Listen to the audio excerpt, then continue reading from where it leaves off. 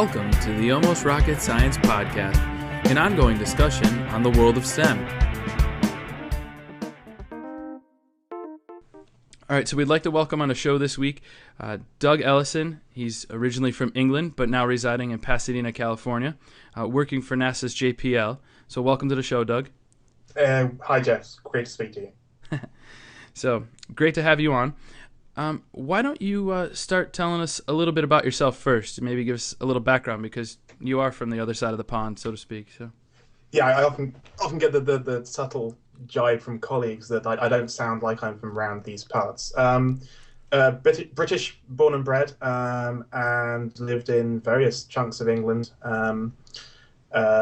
School, university in England as well. And after that, I was actually a multimedia producer for a medical training company, which is filming, editing, and making websites for training doctors and nurses and things like that in a town called Leicester, pretty much in central England. And I've been doing that for 8.5 years, and only finished that early this January. And then I got in touch with some people over here who kind of worked some miracles to get me over and working at JPL. And I've been living in California now since April the 30th, so just over 7 months. Hopefully they're treating you okay out there too. So. Yeah, the wow, you're British. That's amazing. That hasn't worn off yet. I'm hoping it doesn't for some time, because I'm abusing and using that ability for some time to come, I think. I would take full advantage of that too. So Absolutely, it's definitely good. Yeah. Accents go a mile in this country, so you might as well take advantage of it, you know? Because the strange thing is, of course, that I don't think I've got one. I think everybody around me has got one. And often I get said, "Oh, can you speak without an accent?" And I just go, "I am. You've got an accent. I haven't." That's good. It's an interesting perspective. You know, we always view, we don't have an accent, but you go somewhere else and you realize you do. So it all depends on your frame of reference. This is true. So why don't you take us into a little bit what you do for NASA JPL? So I guess. Yeah, the job title is visualization producer, which on itself doesn't mean very much. My boss, Kevin Hussey, who brought me over essentially to be a combination of kind of a pimp for science and engineering and the kind of the project Wikipedia in some respects. I have a multimedia background, so I'm used to filming things, editing things. And I've also done some writing for blogs and for magazines in the past as well. And I've been a fan of all things space for as long as I can remember, really. I mean, 20 years plus. And my role at the moment is a couple of different projects. Sometimes it's the occasional quick request to do some sort of animation based on some data. I was doing some animations based on the topography of Mars, actually virtually flooding a big chunk of Mars for an animation beginning of this week. I'm also working as the liaison between an animation studio and the MSL, which is the next Mars rover called Curiosity, but its official name is Mars Science Laboratory. And I'm the middleman between the project and the animation team to get the new animation. We're making a new animation because the mission's changed a bit, the rover's changed, and we're coming up on delivering this rover to Florida in a couple of months' time. And so I'm essentially not producing that animation, but maybe kind of the technical consultant, doing all the reference, doing all the research, putting it together, making it make sense for the animation team, because I know enough about animation that I can make the reference material make sense to an animator. And then finally, and most of my time in the 7 or so months I've been there has been involved as helping make this amazing 3D product we've been working on in our group called Eyes on the Solar System. And it's a real-time, in-your-browser 3D game engine experience that lets you fly around the solar system, fly from planet to planet, and then we throw into this virtual solar system all of the missions that we can get data for.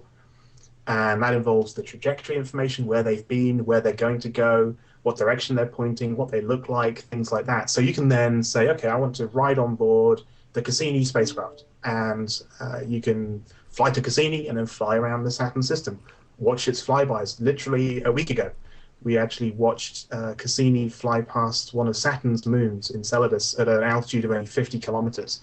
And in space terms, that's a pretty close flyby.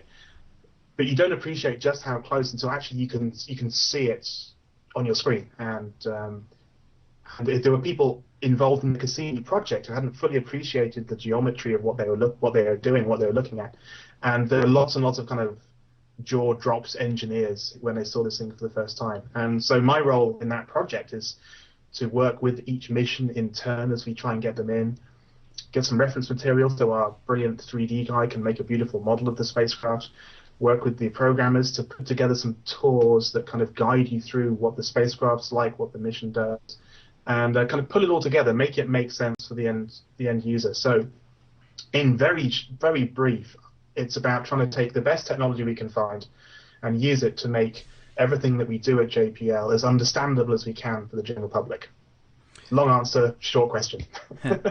Well, it sounds kind of like, to me, it sounds, my students get into Google Earth and obviously then expand to, I push them to Google Mars and Google Moon. So it sounds kind of like that, but on a grander scale. So yeah, we've often referred to it as Google Earth, but inside out. It's everything else. And we don't try and replicate Google Earth, because Google Earth is fantastic. And in fact, I use Google Mars for research. I mean, there are so many of the images taken by all the spacecraft that are orbiting Mars are dumped into Google Mars that I use it to find observations that I can animate and things like that. So we don't try and replicate that kind of zooming in, look at your backyard, now zoom out and look at the whole planet kind of technology. We're trying to more just the big picture of what the whole solar system's like, where stuff is, where we're going, what it looks like, that sort of thing. I like how you brought out bringing into it the scale of actually getting close there, and even some of the scientists and engineers not realizing just what that means in translation to actual being there. I mean, I had my students watch the epoxy flyby or in class it was during a switch time, but we still got to see lots of it, and it was amazing when we did the math and told them, I'm like, we're a couple hundred miles away from something ultimately, miles away, millions of miles away almost from us. So it's trying to pinpoint all that is quite interesting when you get to share that with them. That was a heck of a morning. It really was. The epoxy project came to us and said, let's get our spacecraft into Eyes on the Solar System and do something live when it comes to the flyby of Hartley 2, which was back on very early on the morning of November 4th for us. And we did the research. We made a beautiful model of the spacecraft, and in fact, I actually made the if you look at Eyes on the Solar System and go and find Comet Hartley 2, I actually made the little 3D model of the comet, but we didn't have any pictures of it. We had to guess, and so we were speaking to some of the scientists, and we were like, so what's the comet going to be like? And they're like, we don't know, we've not been there yet. They had some rudimentary information, and then about a couple of days out, we had some radar data that came out of the Arecibo radio antenna that gave us this rough idea of what it was like, and we figured out pretty early on that it was kind of had two lumpy ends to it, maybe like a peanut type thing. And so I made a kind of rough, lumpy kind of peanut shape that was about 2.5 kilometers long, and that's what we put into Eyes on the Solar System. Come the morning of the flyby, for the purposes of the broadcast that we did out of JPL, we actually had Eyes on the Solar System running on a couple of workstations in what's called the dark room. It's the kind of stereotypical mission control room that's at JPL. It's actually the control hub for the Deep Space Network, which is these antenna around the world that we use to speak to our spacecraft. Mm-hmm.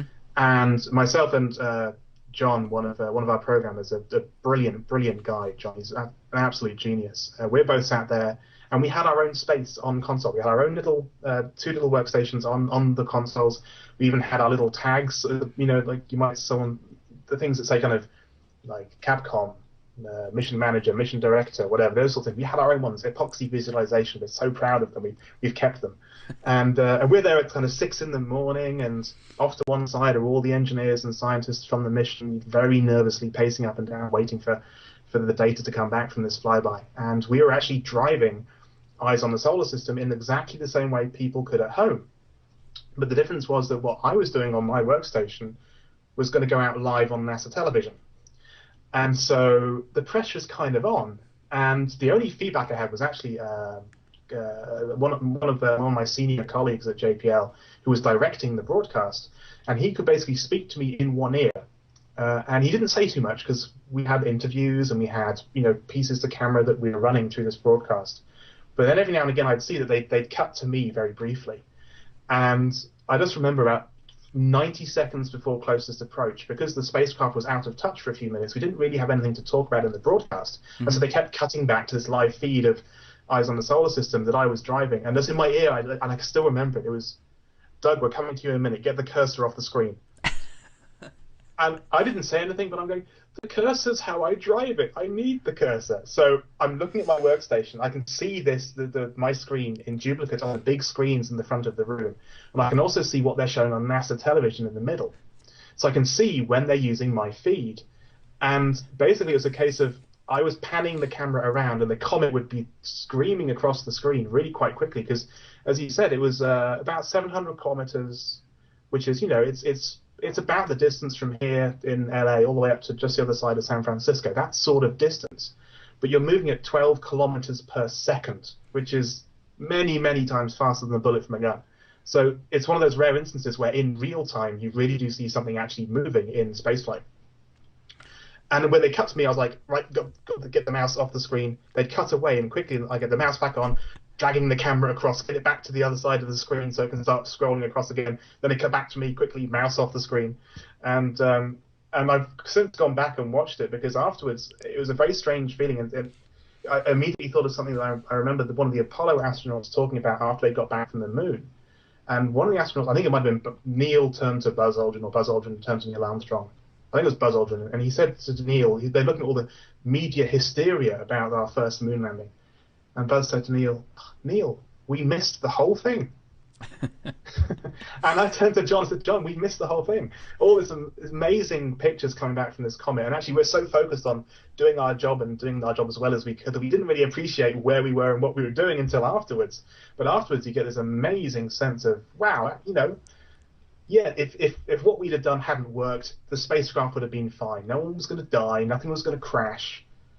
But hey, we made a difference because people could actually see what was going on with the technology that we've made. So it was a fantastic morning. It was great fun. That was cool. Does it take you back to those days in England, reading your bio of going down to the little internet cafe and downloading your panoramas? Oh, those were the days. It was the summer of 1997. Mars Pathfinder landed at Aris Vallis on Mars, and it carried the tiny little Sojourner rover, the kind of microwave-sized rover, the first rover on another planet. And I was a Mars fan before this thing landed, but Mars Pathfinder is widely regarded as the first internet phenomenon. In fact, so many people were hitting the website that the entire French internet network collapsed under the weight of traffic.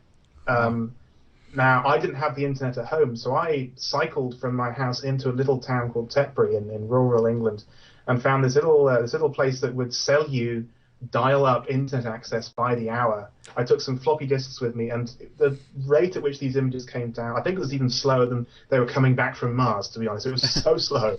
And I remember downloading the images, putting them on a floppy disk, running home, printing them out, and I did something that apparently Carl Sagan once did with Viking imagery. I printed it out as big as I could, taped it round so it was like a big, like in a donut shape, and then stuck my head in the middle of it, so I felt like I was on Mars.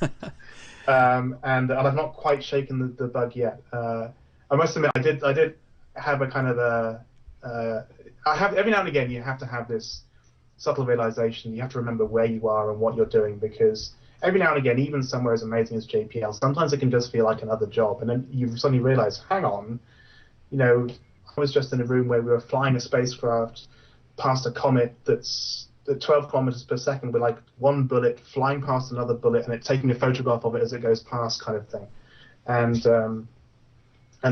often I think back to those days of getting up early to watch TV broadcasts over the web, or going and getting pictures on floppy disks down 56K modems. And yeah, it's things have come a long way since then, but the memories definitely linger. I was going to say, you just lost the students with floppy disks and dial-up modems. But, yeah, exactly. Yeah. but for all of us who were around during that time period, we'll know that, so that's good. But it is pretty cool when you think about all these different events that have happened in our lifetimes, especially with space exploration and just putting something on Mars and then being with the same. You get to work with these people on a regular basis, right?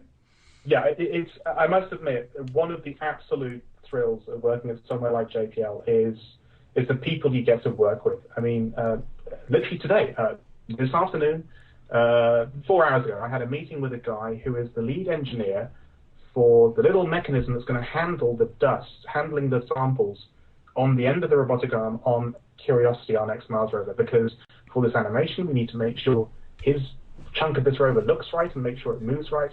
And so I trudged down to his office and he showed me this 3D model they had of it, and he was talking to me about how it handles the dust. Yesterday evening, we had a meeting at 5 p.m. with three of the guys in charge of landing this thing on Mars. And the brains these guys have are just unbelievable. They are the brightest people. They are hardworking. They are inspirational guys. It's odd to have kind of engineering heroes, but these are the sorts of guys who landed Mars Pathfinder back in 1997. They figured out how to get something on Mars with airbags. They figured out how to get the Spirit and Opportunity onto Mars back in 2004, and now they're trying to figure out how to get MSL onto Mars. And it's fantastic to be able to work with them, and even better, not just work with them, but work with them in such a way whereby we're trying to make a way to share what they do with everybody else, so it can make sense. Because it's very hard sometimes to explain the scale of what we're doing and the accuracy of what we try and do and how hard it is and things like that. And through things like doing animations or doing real-time 3D things, we're doing our best to try and make these guys' accomplishments come to life for the general public. And it's a lot of fun, but there are some really bright people out there who can make you feel really stupid sometimes. I think that the really cool part about your job is, like you said, putting all this scientific work and this data and all this planning and little details and design work that is all done behind the scenes and putting it into a visual package, which most of us, I think, today have become visual learners and need to see it because of the way our minds have been stimulated and almost rewired in this new generation of ours. But it's really cool, and we definitely have to thank you for your work for that. I know. I'm just one little part of a group of about 8 of us who've worked to do Eyes on the Solar System, and there's another 3 guys in an animation company working on the MSL animation. The strangest thing for me yesterday evening was an engineer called Tom Rivellini. He's one of the lead engineers for Entry, Descent, and Landing, which is landing on Mars basically for MSL. And he made a brilliant comment, which was that he spent 5, 6, 7 years working this thing, figuring out the problems, having test after test after test, making all the parts that are going to make this thing land on Mars. And he never gets to see it happen.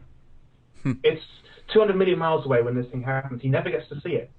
And so in many respects, us making the best animation we can that explains in as much detail as we can what his stuff does is his payback. Because he can go to friends and family and say, this is what I do for a living. I make this happen. And it's our work that kind of tries to make it as accurate and as real as we can. But the strangest thing is that as well as it trying to be accurate, he wants it to be dramatic. And it is the most violent, dramatic sort of process of getting from 25 times the speed of sound to a dead stop on another planet in about 7 minutes. And the drama and the passion this guy has for what he's doing, we're hoping comes screaming out of the screen at you when you get to see this thing, because it's an extraordinary adventure in kind of every way of the word. Yeah, I can't imagine being denied that privilege or that what you would almost consider a right to watch what you've done happen in real time. Certainly the Apollo guys and the engineers back in those days, they got to see it at least. But here, hopefully they get a chance to go to Mars someday, or at least let them drive the rovers one day. Well, the strange thing is that even like Spirit and Opportunity have been driving around Mars for almost 7 years. we don't have a photograph of Spirit and Opportunity on Mars, apart from just a couple of pixels from the orbiting spacecraft. The high-rise camera on the Mars Reconnaissance Orbiter has taken amazing photographs of them that show kind of a little couple of pixels on the ground, which is an extraordinary achievement to take photographs like that. But they've never seen a photograph of Spirit or Opportunity actually sat on the ground on Mars, like you would walk past them. And a friend of mine from back in England, a guy called Stuart Atkinson, he loves to write poetry and fiction based on the rovers, and waxes lyrical about how one day these spacecraft will the spacecraft eventually die, and then they sit on Mars maybe for decades, and at some point in the future, some future explorer is going to come stomping over the horizon and see this rover sat on the ground and go, hey, that's that rover back from 2004. Wow, who'd have thought we'd ever come and see this? It's a strange thing to spend so much of your life working on something and then you just put it on a rocket and you never see it again. We were joking about one shot of the animation. We're working at an animatic stage right now where the animation's very crude and it's kind of, this is roughly how it's going to look. Are we getting it right? Kind of phase. But accidentally, during the landing part, the rover's carried underneath the descent stage, which is like a rocket jetpack. And actually, the rover was missing. Someone hadn't ticked a box when they hit render, and the rover's back in already. The animation's fixed, but this one particular preview didn't have the rover in it. And the engineering guys were laughing their heads off, and I just commented, if that happens, we're going to be like, damn, I knew we forgot something. We put it on the rocket, but we forgot something. Oh, the rover, that's right, we should have put the rover in there. Then we, like the one screw left over when you built a bed from IKEA. Oops, we forgot the rover. So. Now, one of the interesting questions is, because of your work at JPL, do you get to sneak into the clean room? This is actually one of the students was thinking about that, sneaking in there and playing with the rovers. I mean, I've not been into the clean room yet, but occasionally, if I've got a little bit of downtime at work, I can. I actually work on the 6th floor of a building called 264, which actually is called the Spaceflight Operations Facility. In fact, the building I'm in. The 6th floor is where the Mars rover teams have a meeting every morning to decide what they're going to do with the rover, called the SOWG room. The floor below that, the 5th floor, is where Opportunity is controlled from, the Mars rover. Mm-hmm. The 4th floor is the Mars Reconnaissance Orbiter and Spirit. 3rd floor is the Epoxy spacecraft, Stardust, and a few Earth observing satellites. Navigation and things like that on the 2nd floor, and loads of Earth observing stuff on the 1st floor. And I can take the elevator down, I can cross a road, walk down some steps, underneath the building, and then I'm in front of another building called the Spacecraft Assembly Facility. Through the door, up the stairs, round the corner, and then I'm in the viewing gallery that overlooks that room. In fact, I encourage you guys to watch the webcam. I think it's ustream.tv/NASAJPL, and as often as we can, we're streaming live from the clean room. And in fact, the viewing gallery is exactly where that camera is. I can stand right underneath that camera and watch them building the rover. And even people who've spent 7 years driving a Mars rover, I've stood with them looking at this rover that's going to go to Mars. And it'd be like, it's hard to believe that this thing right in front of me, this beautifully complex, wonderfully engineered creation, one day is going to be put on a rocket and will never come back. Whatever happens, the engineers are doing the very best they can, but this is a risky, difficult, dangerous game. And, we do everything we can to make sure it works. And the chances are it will work, but it might not. But in any case, it's never going to come back. And it's one of that's the kind of the guaranteed way to make me remember exactly where I am and what I'm doing and why I'm doing it, to go and look at MSL under construction. And I've not been fortunate enough yet to don the bunny suit and get inside the clean room and get up and personal with the rover. And I don't know if I'll get an opportunity before the rover goes to actually do that. But I was actually lucky enough. This is one of the interesting stories about persisting at what you really want to do.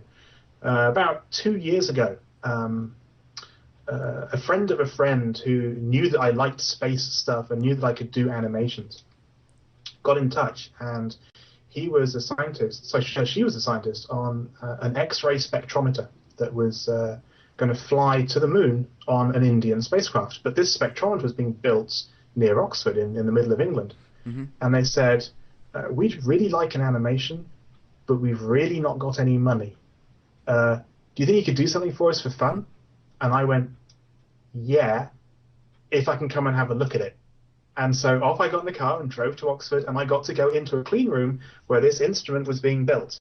And the comparison between my old job of going into an operating theatre and this little project I did for them of going into the clean room, the extraordinary thing is to go and stand next to this little metal box that's now long since crashed into the moon, and look at this little metal box. There were far more processes and a much cleaner environment than an operating theatre. It was an extraordinary comparison. It was quite a strange thing. In 1 week, I was scrubbed up in an operating theatre with a video camera, and that weekend I was in a clean room looking at this spectrometer that's now on the moon. And maybe I'll get to go and look at the Curiosity before it goes, but it's a hell of a privilege to be able to go and look at it with just a little thin sheet of glass between me and it. I know when I was down at Kennedy Space Center not that long ago for the STS-131 launch, you get to go and see the clean room from above for the International Space Station, and that's just amazing to see that something covered in plastic is getting ready for the next launch, and it's all set, or they've got it ready, or they're working right there in front of you, and you're like, wow, I mean, that thing is going to be attached, flying over our heads some 200 miles above, and you get to see it right in front of you. So it is pretty cool. One of the students asked, what was your first animation? I guess maybe if you want to go back, and what was one of your first multimedia projects? Oh, wow. In fact, I had a vague kind of reminiscent revelation a couple of weeks ago. When I first went to university in England, I actually started doing electronic engineering. Because I thought I was going to become an engineer and build some spacecraft. And actually, I wouldn't change anything about my academic history, because it all makes you who you are. And even courses and things that you don't really enjoy at the time, they all help make you what you become. And me and electronic engineering just didn't get along very well, unfortunately. And I started playing around with an old animation package called Bryce 2, which is actually normally used to render kind of nice kind of hills and lakes and trees and terrains and things like that. And I had a paper model of Mars Global Surveyor that I'd gone to university and downloaded this PDF file of a paper model you could cut out and stick together. And I had this thing on my desk, and I thought, I wonder if I could make that Mars Global Surveyor in Bryce. I know Bryce is made for hills, but I'll have a go. And I made a Mars Global Surveyor in Bryce. And then that was the very first thing I multimedia project I ever did with space stuff. But then when I switched university courses, and I switched universities and started doing multimedia design. And we had an animation course, and I did an animation of the ill-fated Beagle 2 mission, which was a very small budget Mars mission done by Great Britain. It rode on board Mars Express and got to Mars in Christmas Day 2003, actually. Mm-hmm. And unfortunately, we don't know what happened to Beagle 2. It separated from Mars Express, and unfortunately we never heard from it again. But I made this little animation of Beagle 2 kind of being launched on Mars Express and flying to Mars and coming through the atmosphere and landing. And then I then did an interactive CD-ROM type project about the solar system. And you had all the planets laid out in front of you, and you could click on one of them and it would load a page with information about that planet. And in the corner, I'd animated a little rotating movie that looped, so it looked like the planet was just sat there spinning.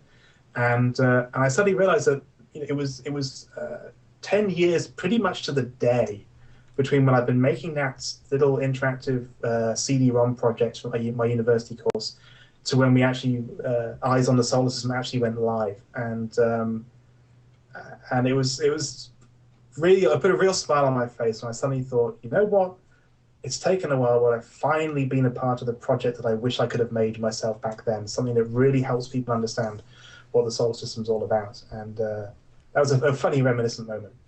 Another question was, who did you look up to as a child? Maybe who was your inspiration to get you where you are now? My inspiration came slightly later in life as a it wasn't so much younger. I mean, I don't know how or why I got hooked on space so young. I do remember there's a TV program in the UK called The Sky at Night, which is an astronomy program mainly. And I'm not big into astronomy so much. I'd rather go there than look at things. But this program called The Sky at Night aired every month in England on the BBC and was hosted by this incredible guy called Patrick Moore, now Sir Patrick Moore. And I think he's in the Guinness Book of Records for hosting a TV program longer than anybody else. He's done it for 52 years straight, I think. Wow. And in those 52 years, he's missed one episode. And I used to watch that program, and his enthusiasm just leaked out of your television, and you couldn't avoid getting inspired by what he was talking about. In some respects, he was a little bit like he was my Carl Sagan, I guess, because I never really saw anything Carl did. I kind of have much respect for his work, but only kind of after the event, as it were. But my inspiration more in the past decade has been Richard Noble, who is this British, I guess adventurous is the word. In the late 70s, he decided that he was going to throw in his job as a marketing guy for a chemical company and try and break the world land speed record, which at that point was held by an American guy. And he made it happen. He ended up in the Black Rock Desert in Nevada in a jet car that he and a team had built and drove that thing at 633 miles an hour on land. Wow. And the managerial talents, the technical talents, and the driving talents, and the bravery to pull that off amazed me. And in fact, he did it again in 1997. His team, he didn't drive, he just managed this thing in 97. They built an even better car called Thrust SSC. Andy Green. Andy Green. And that did Mach 1.015. It was the first car to break the speed of sound, again at Black Rock Desert. And now that same team are actually going to do it again. They are working right now on a car called Bloodhound SSC. That's actually, believe it or not, they're going to try and drive a car at 1,000 miles an hour. They've nailed in on the design. And I've been fortunate enough to meet Andy Green and Richard Noble at a Bloodhound SSC supporters club meeting. Mm-hmm. And they say never meet your heroes. I'm glad I did, because Richard Noble's just as good live as he is kind of read in books or articles. By the way, if you get a chance to take Thrust SSC or Bloodhound SSC for a drive, don't do it in Pasadena. I think the traffic there will kill you. So. Thrust 2 and Thrust SSC were actually in a museum that was only about 15, 20 miles from where I used to live. And funny story, I used to go and look at Thrust SSC every now and again just because it was a free museum you could go in and look at. Wow. Right in front of you, the fastest car in the world by a huge margin. In fact, the two fastest cars in the world ever next to each other in this museum. And I knew a couple of people from the Mars Exploration Rover project, and in fact some of whom were involved in Sojourner. And they were coming to the UK for a vacation, and they got in touch and said, hey, let's meet up. We're coming through your way. We're going from London to Stratford-upon-Avon and whatever. Let's meet up. I said, okay. Hey, Scott, you hold the speed record for driving on Mars, don't you? How about you come and meet your terrestrial competitor? And so we all met at the Transport Museum in Coventry, and I have a photograph I'm very fond of, and it's myself and Scott and Sharon Laubach and Andy Mishkin, who are both Pathfinder and Mars Exploration Rover veterans as well. And the exhibit for Thrust SSC was closed. But we snuck in anyway, and there was one of the guys looking after the place said, do you want a photograph of the four of you in front of the car? And we're like, oh, thank you, brilliant, thank you. Here's our camera to take the photograph. And we kind of stood in front of the car on one side of it. Mm-hmm. And he says, oh, go and sit in the engine if you want. and so I said, you sure? I said, yeah, sit in the engine, it's fine. So I'm sat kind of in the inlet of the right-hand jet engine of the world's fastest car with a ridiculous grin on my face, because I'm sat on the fastest car in the world, and a guy who drives Mars rovers for a living is sat on my right, and a guy and a gal who drive Mars rovers for a living are stood to my left as well. And it was a very surreal moment. But yeah, they are extraordinary pieces of engineering, and I can only wish the Bloodhound guys luck in a couple of years when they try and break their own record again. That is going to be amazing. I've seen some of the animations on that, and it's like just mind-boggling. The amazing thing with Bloodhound SSC is actually the justification behind it, which was an absolute revelation as far as I'm concerned. Historically, record attempts, things like that. People trying to walk to the North Pole or break a land speed record or whatever. They have to get sponsorship to make it happen, and they do it because, in fact, Richard Noble famously said after he broke the record back in the early '80s, why did you do it, Richard? And he said, for Britain and for the hell of it, which is a damn good response in my opinion. Oh yeah. And that worked in '97 as well. But you get the sponsorship, and your first goal is break the record, and your second goal is and keep the sponsors happy while we do it, so they keep paying. Yeah. Now the number one priority with the new Bloodhound SSC isn't break the land speed record; it's inspire a new generation of scientists and engineers, because STEM in general is struggling to get people on board in the UK and over here as well in the USA. If you ask engineering firms, they'll say, you know what, we're struggling to find people. And we know 10 years down the line, we're going to need huge numbers of engineers and scientists to tackle the problems that are, the engineering and scientific problems that are to come. And there's not enough people going into these subjects at school and at university. We've got a shortfall. And so Bloodhound SSC was actually a conversation in the halls of Parliament in London between Richard Noble and the then Science Minister. And he said, Richard, I want you to inspire some kids, because we don't really have a space program. Do something amazing. And so it's an engineering adventure. And I actually was involved in an event where school kids were making little balloon-powered cars modeled on Bloodhound SSC, and they have a Bloodhound in Schools project and Bloodhound at University project. And they're sharing absolutely everything with the public. Their technical specifications are now public. Their CAD files are going to be public, which no space industry can do because of the rules that kind of control things that could technically be classified as weapons to some extent. Called ITAR legislation. Yeah, I was going to say. We can't share CAD files of Mars rovers, for example. In fact, I'm not allowed to look at CAD files of Mars rovers, really. And so this project can share everything. In fact, they're going to have live telemetry from this car driving across a dry lake bed in South Africa straight onto the web, so that school kids can load up Excel and go, oh, look what it's done. It went this fast and it went this quick, and that means we could do this, and maybe they could do this, and be a part of this engineering adventure. And that's the primary goal. The secondary goal is, break the land speed record. And then the tertiary goal is, and if we keep the sponsors happy as well, then so be it. It's a fantastic project, and as a part-time Brit, I'm very, very proud of it. No, I definitely agree with you. I watched. We would do a project in one of my classes a few years back where we would make CO2 cars out of some blocks of wood and make them land speed record cars. And so getting tied in with Thrust SSC and Bloodhound and everything, and it was amazing what you could find out there on the web that they were just giving away. I mean, it was here's the key. Why don't you go out there and you give it the run? I mean, yeah, it's as close as they can get to letting you ride longboard. There is something particularly extraordinary about seeing a photograph of a car that has a shockwave coming off it. Exactly. And there are photographs and videos of that, and those shockwaves are going to be a whole bunch bigger when they're doing 1,000 miles an hour, hopefully. It will be cool. I know they have that almost cartoon comic book strip where they're actually racing a jet fighter at the same time. It's pretty amazing. So yeah, the guy in the Eurofighter. The reason I picked a Eurofighter, this car, for those who don't know, basically it has a jet engine borrowed from the RAF. It's one engine from a Eurofighter.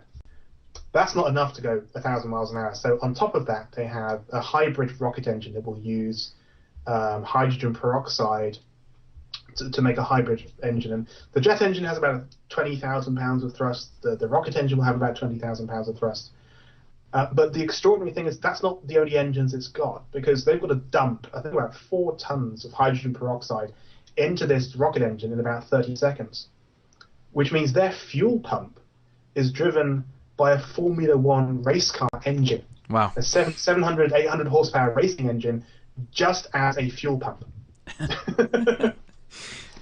And you think about the amount of fuel pumped during a space shuttle launch, and I mean, just looking at some of those things and hearing those statistics, it's almost similar. So that's pretty cool.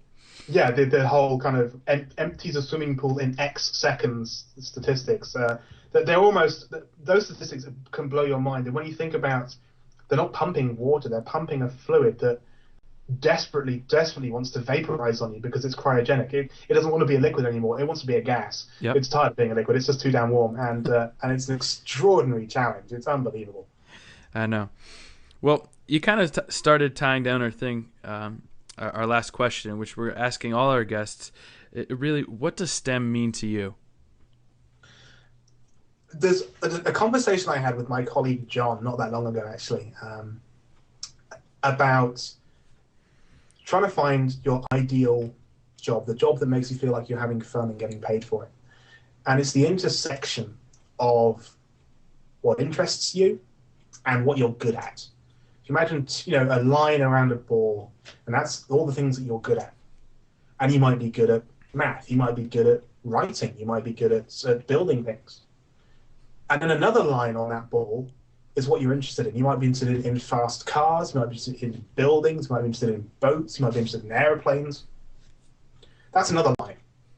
And where those two lines cross is where you want to chase. That's where you want to try and get to. And I'm lucky, I found that, and I found it pretty young. I'm good with multimedia, with communicating, with visualization, and I like space, and I'm there. And that's an exceptionally fortunate place to be. STEM subjects, in my opinion, probably open up more ways to get to that place than anything else. There is almost no industry that I can envisage that doesn't have some semblance of engineering or technology or math or science in it. There's no kind of, if you want to go and become a biologist, if you want to go and become a doctor, if you want to go and become an architect, if you want to go and design boats, or there's so many different ways these core subjects can tie into almost any field of interest. I got there in a very, very unusual roundabout way. I thought I was kind of coming via electronics. I came in via visualization and technology. I think if you can, those subjects aren't for everybody, but I think an awful lot of people could get an awful lot of satisfaction out of sticking with them, because I know they can be pretty hard things to handle sometimes. I often struggled with some of the math I had when I was in my late teens. I really struggled sometimes, but I stuck with it because I knew at some point it was going to be valuable stuff, and it is. I mean, literally with the epoxy flyby of Hartley 2. If you're watching the epoxy live module with Eyes on the Solar System, in the corner, we had a little field of view that showed the camera's field of view during the flyby. And we thought we knew the field of view of the camera, and we knew how far away from the comet we were, and things like that. But we weren't sure that actually we were doing it right. But it was vital that we were doing it right. We had to be absolutely sure that what we were showing was as accurate as it could be. And so I got out my basic trigonometry. I sat down there and with a piece of paper and said, well, if the base is this many kilometers, and the adjacent angle is this, and the two sides of the triangle are this, and the angle's this, then what's the resolution of the camera? Things like that. And stuff I never thought I'd end up using has become vital to make sure I'm doing my job right. And that will happen to you with almost all elements of STEM subjects in any sphere of interest you want to take it to. There's almost nothing that those subjects can't end up carrying you to, if that's where you want to go. Well said. I appreciate that you do mention the validity of math and those subjects, but at the same time, you talk about that passion, and you can sense it in just speaking to you. And I know the students, the same thing. They have goals, they have dreams, but I love speaking to some of the people who have been able to speak on this podcast so far are people who have actually not given up, made it to their dreams, and they're living them right now. And so thank you for putting that human spin, that challenge out to our students too. I really appreciate that. It's an absolute pleasure. It's when you get into a position as lucky as I am, and as lucky as my colleagues are, and as lucky as someone like Jenny, who you had on in your last episode, an astonishingly inspirational woman. It's almost part of our job description. You know what? You've got here, now try and help some other people get here as well, because I wish I could share it with everybody, and trying to help people get there is an absolute privilege. Well, we thank you so much for your time, Doug. It was again. We can steal from the SpaceX launch yesterday. It was mind-blowingly awesome. Okay. Oh, it really was. That was fantastic. We really hope you enjoyed that interview with Doug Ellison. It was a real treat to interview him. We hope that you can hear his enthusiasm just leap out at you throughout the interview. He truly has an awesome career at JPL, and we hope that all of you listening in can find careers where you too can speak with such enthusiasm about them. And on that note, we'd like to leave you with a great snippet that we just didn't have the right spot for in the podcast. It's a really nice clip that Doug Ellison really sums it all up, and we think it's the best, so we saved it for last. That's it for Almost Rocket Science, Episode 3. We'll see you in the new year. It is my childhood dream. I mean, if I could name one place on the entire planet where I would like to work, it's JPL. And that's where I get in my car and go to every single morning. And if I could think of a job description that would just suit me to the ground, it would be doing visualization for JPL, and that's exactly what I do. And it's one of those very rare and very lucky situations whereby something you would love to do anyway becomes your job, because then you go to bed at night thinking, oh, what am I going to do at work tomorrow? Oh, that'd be cool. Oh, that'd be interesting. Oh, that'd be fun. And then you get up in the morning and you look forward to going to work. And you have to remind yourself to go home in the evening, because you're doing something and you don't want to stop doing it, and you've got to say, oh no, I've got to go home because I've been here for 9-10 hours, whatever. I don't want to work myself into the ground. And it's a thing worth chasing. Not everyone's going to find it, but keep chasing it, because if you do find it, it's an incredible thing to have, and I'm very lucky that as many people kind of saw a bit of potential in me based on what I've been doing for a couple of years, and they got me here, and I'm very grateful to them for making it all happen.